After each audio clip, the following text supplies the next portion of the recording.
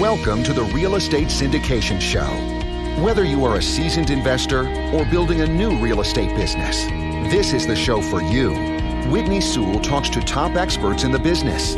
Our goal is to help you master real estate syndication.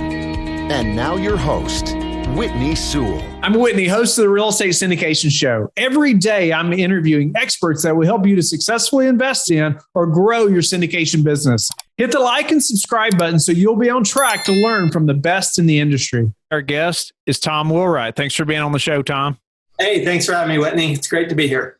We'll go right into the syndication business and what the tax stuff people need to know about syndication. I think a lot of people have heard about this carried interest rule, where it's no longer a one-year holding period for your carried interest to be long-term capital gain, but it is a 3-year holding period. And there's been some discussion, is it not? I will tell you, it is. Okay, it's a 3-year holding period. So what do you do if you've got somebody comes to you 2 years into the project, which we have a lot of that going on right now, and they say, we're going to pay in this ridiculously low cap rate for this property, and how do you not sell it? Well, but you don't want to pay an extra, you want to pay twice the capital gains tax when you sell that property. So that's where, again, you meet with your tax advisor and figure out a way to have that carried interest, turn that into a 1031, a like-kind exchange. So we've actually done that with a number of syndicators where the limited partners, they don't do the like-kind exchange, and the general partners, the developers, the syndicators do the like-kind exchange. It's not an easy thing to do. I mean, there's a lot of I's to dot and T's to cross to do it. But when you're talking about millions and millions of dollars of capital gain, and you're talking about the difference between a 20% rate and a 40% tax rate, maybe it's time to actually spend a little effort trying to figure out how to avoid that tax. We're going to have to make sure we have a very good accountant and tax strategist on our team to be able to figure that one out.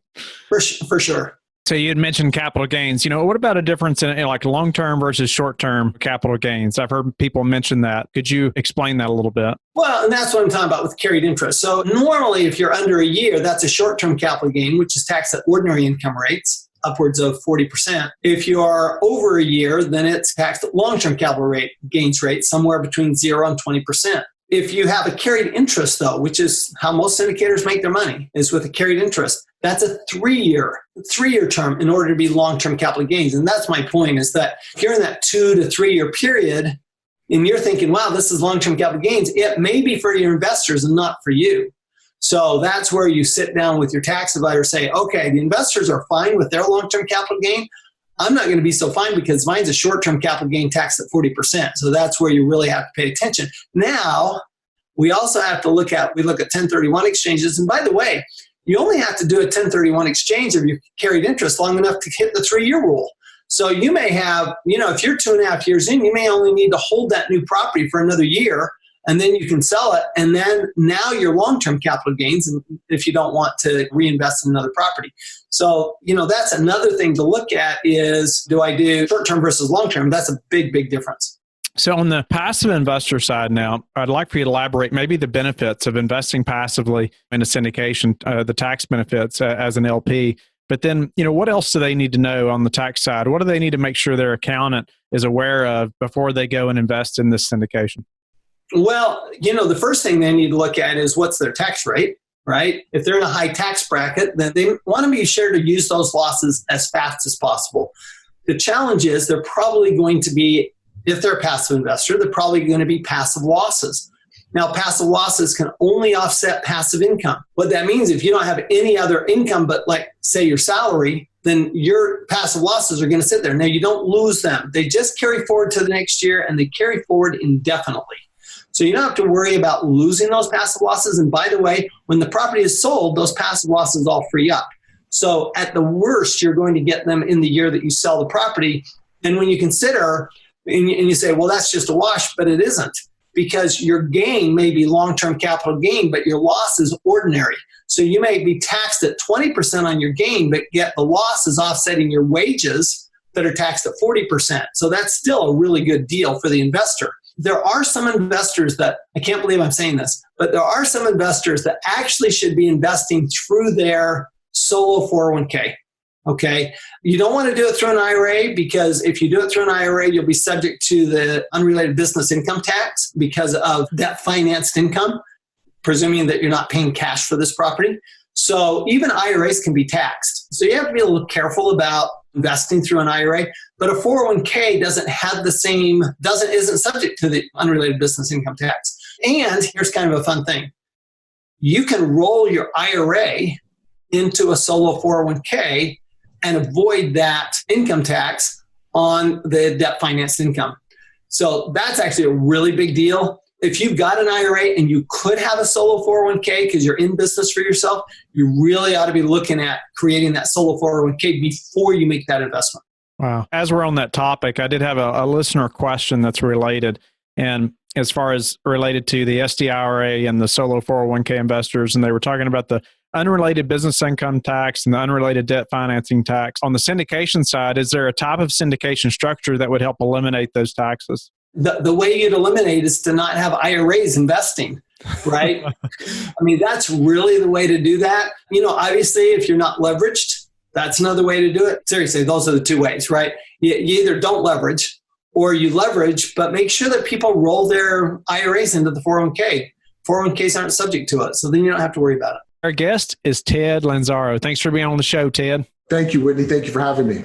I have investors that contact me and say, do you have somebody that can help me with this? Like they have a CPA that maybe they've used for years and years and years, but they really need a tax strategist, somebody that's going to just really dive into their specific scenario. How do we find somebody like that, or like yourself that is really, or maybe some questions that we should ask that CPA when we're developing that relationship to find out if they're really going to sit down with us like you are, or have that call to really figure out, our specific scenario, what's best, as opposed to just really filing our taxes for us.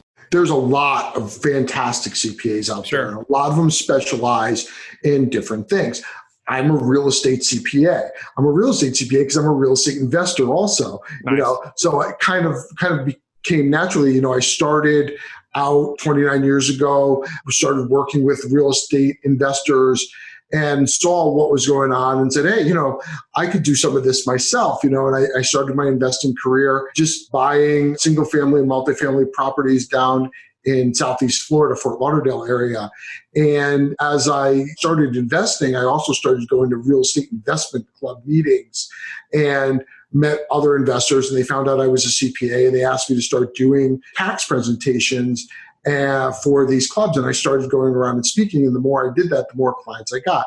I think the biggest question that you can ask is, are you also a real estate investor?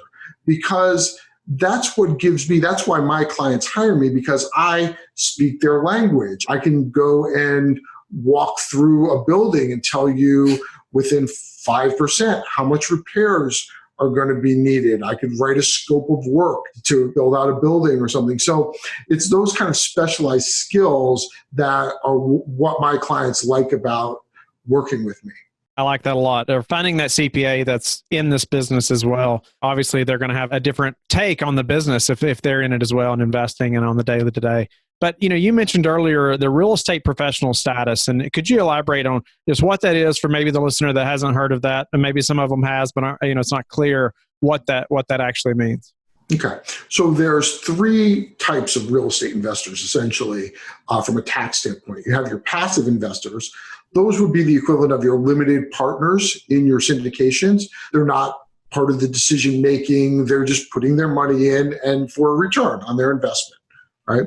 The second type would be an active investor. So if you're an active investor, you might be somebody who's managing your own properties. You're the guy who's putting the tenants in, calling the plumber when the toilet clogs, those kind of things. As long as you put in enough hours, you're allowed to deduct up to $25,000 a year against your ordinary income, assuming that your ordinary income doesn't exceed $150,000 a year. Once your adjusted gross income exceeds $150,000 a year, then you're basically phased out and any losses you take in your real estate are carried over.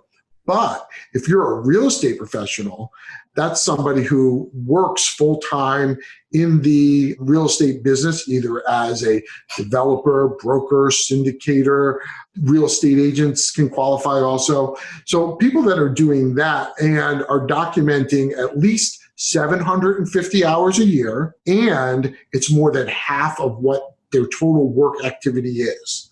Okay. So, and if you do that, you have the ability to take unlimited losses against your ordinary income. So a real estate broker who has a $40,000 loss on a rental property could allocate that $40,000 loss against his $200,000 of real estate broker income during the year, assuming that he keeps track of the hours in order to qualify as a professional. Right. I appreciate you laying that out. And so obviously it's going to benefit those that can do it full time. They're able to be a real estate professional. Should we all pursue to be a real estate professional if we're doing this full time? Well, yeah, if all you're doing is working in the real estate business, and there's a few tricks to this because your work in the real estate business could be simultaneously as a landlord, a broker, a syndicator. You could be doing multiple things. So there are some tricks to it. You have to make an election to aggregate your activities in order to be considered a professional, because what the IRS says is it's not just 750 hours, it's 750 hours per property unless you elect to do that aggregation that I was just talking about. So there's a trap built into the rules, right? And what I tell people is, one, it's just a 2-sentence election on your tax return, first of all. So for me, it's making sure I check the right box on my software, you're doing your return, and I have a checklist to make sure that I do that every year, right? But also, it's on your end, it would be making sure that you have a log or are using some sort of app that tracks your work time so that you can prove that you have 750 hours of time in per year, and also that it's more than half of what you do. So I had a client who has a full-time job. And she said to me, I'm a real estate professional. And I said, I don't think you qualify. You have a full-time job as an IT person, right? And she said, no, but I also work 2,000 hours at least in my real estate business. And I can prove that. I work more than half my time in real estate. And I said, look, 2,000 hours as an IT person, 2,001 hours as a real estate professional. When do you sleep, right? So I said, I don't think you qualify and you don't have a log. So she says, well, you're fired. I'm going to do my taxes myself. And, I'm going to take real estate professional status. And I said, okay, well, that's okay. Do what you want to do.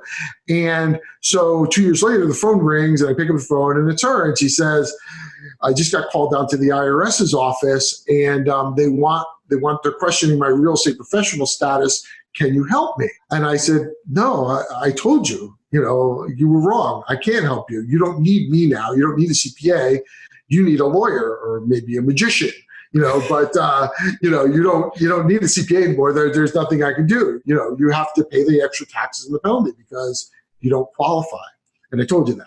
So, it's one of those things where if you're legitimately in the business, it's an excellent opportunity to be able to deduct the rental losses that most of the time are going to come from depreciation, right? So because we're not buying, as real estate investors, we're not buying real estate to lose money. We're buying real estate to make money and have that money sheltered by the depreciation on the property. That's right. Now, and that was going to be a question of mine too, as far as the people who are working still have a W-2 job, could they still claim this? Because I've heard similar stories where people are trying to be able to log their time. They claim they work just as many hours in real estate. Is there ever a time where that would work? Where, I have a W-2 job or position, but I can still claim the real estate. I just have to make sure I'm working more hours in the real estate and I'm logging that time up to 750 hours or more. Or is it just like, it's a major red flag? I just shouldn't even pursue that.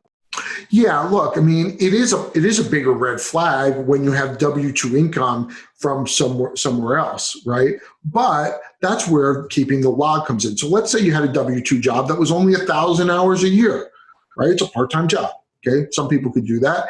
And let's say that then you spent the other half of your time working as a real estate broker or a syndicator or a developer.